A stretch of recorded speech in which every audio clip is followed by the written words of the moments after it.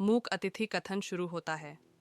यह कहानी सिर्फ एक कहानी नहीं है, यह एक भयावह सच्चाई है जो किसी ऐसे व्यक्ति द्वारा साझा की गई है जो बच गया, लेकिन मुश्किल से। रवि एक यात्रा के शौकीन थे जिन्हें दूर दराज और अछूते स्थानों की खोज करना पसंद था। एक दिन अपनी एक एकल यात्रा के दौरान उन्होंने खुद को घने जंगलों से घिरे एक शांत गांव में पाया। स्थानीय लोगों ने उन्हें पास के एक परित्यक्त गेस्ट हाउस के बारे में चेतावनी देते हुए कहा, कोई भी वहां रात भर नहीं रुकता, यह अभिशप्त है।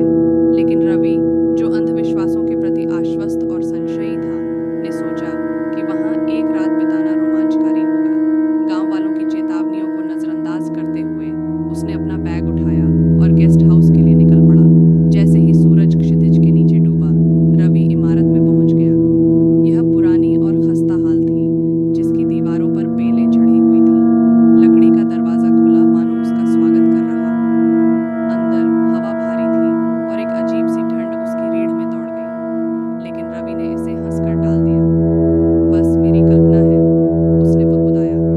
उसने एक कमरा ढूंढा, अपना बैग रखा और सामान खोलना शुरू कर दिया। उस जगह की खामोशी परेशान करने वाली थी, लेकिन उसने अपने अनुभव को अपने कैमरे में रिकॉर्ड करने का फैसला किया। आधी रात के आसपास कुछ फुटेज की समीक्षा करते समय उसने कुछ अजीब देखा। एक छाया उसके पीछे दालान में घूम रही थी।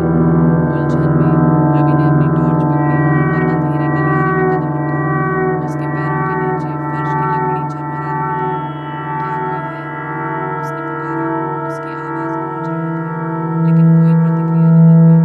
जैसे ही वह अपने कमरे में वापस गया, उसने देखा कि दरवाजा धीरे धीरे अपने आप बंद हो रहा है।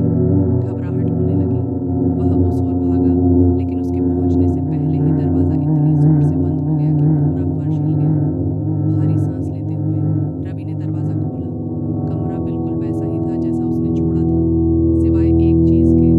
उसका कैमरा अब बिस्तर पर पड़ा था, अभी भी रिकॉर्डिंग कर रहा था। लेकिन रवि को यह अच्छी तरह याद था कि उसने इसे टेबल पर छोड़ दिया था। हिम्मत जुटाते हुए उसने रिकॉर्डिंग बंद की और फुटेज वापस चलाया। उसने जो देखा उससे उसका खून जम गया।